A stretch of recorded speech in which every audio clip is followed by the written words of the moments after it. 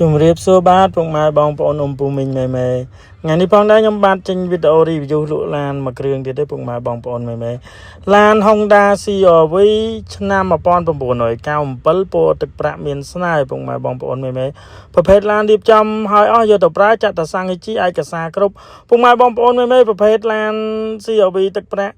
97នេះគឺយើងបំពាក់កាមេរ៉ាមុខក្រោយ Android 9 inch RAM 2G អីគឺយើងបំពាក់ឲ្យអស់គុជ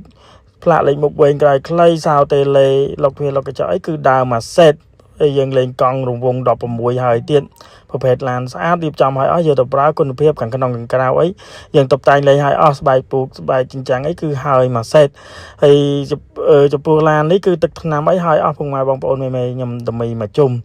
ហើយឡាននេះគឺនៅសល់កៅអីស៊ីននៅតុកស៊ីនទៀតណាពួកប្រភេទ CR-V នេះកម្រនៅតុកស៊ីនណាតែនេះដោយសារតែខ្ញុំ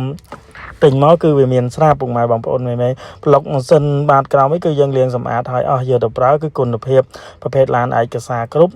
ឡានរៀបចំហើយចឹងចំពោះពុកម៉ែបងប្អូនម៉ែដែលត្រូវការឡានស្អាតឡាន CR-V ទឹកប្រាក់មួយគ្រឿងនេះអាចតាក់ទងមកបានអាចចូលចែកចូលបានខ្ញុំនឹងលក់តម្លៃពិសេសជូនប្រភេទឡានរៀបចំហើយអត់ពិបាកមើលទេជីចន់ស្មូតជីចន់ស្រួលម៉ាស៊ីនប្រអប់លេខគឺជីចន់អែមមែនតែនប្រភេទឡានរៀបហើយគឺពុកម៉ែបងប្អូនម៉ែអត់មានពិបាកមើលអត់មានពិបាកជីទេគឺយកទៅស្រួលចឹងសម្រាប់ពុកម៉ែបងប្អូនម៉ែ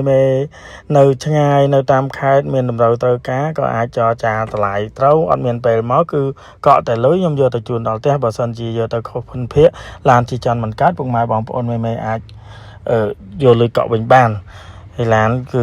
មានរៀបចំហើយច្រើនគ្រឿងនៅក្នុងស្តុកអញ្ចឹងសម្រាប់ពុកម៉ែបងប្អូនម៉ែដែលឆ្លាញ់ពេញចិត្តឡានស្អាតឡានរៀបចំហើយគឺតាក់ទងមកធានាមិនខកបំណងទេឡាននៅកន្លែងខ្ញុំគឺខ្ញុំរៀបចំឲ្យមួយសេតគឺពុកម៉ែបងប្អូនម៉ែយកទៅប្រើតែម្ដងហើយចំពោះឯកសារគឺធានាគ្រប់អត់មានប្របាកថាខ្លាចយកទៅឯកសារមិនគ្រប់ខ្លាចយកទៅឯកសារប៉ប៉ុនអីផ្សេងញ៉ាយទៀតគឺអត់មានទេគឺធានាឯកសារគ្រប់គឺធានាតម្លៃជូនធានាតម្លៃល្អជូនអញ្ចឹងវីដេអូមានប៉ុណ្ណឹងជម្រាបលាបាយ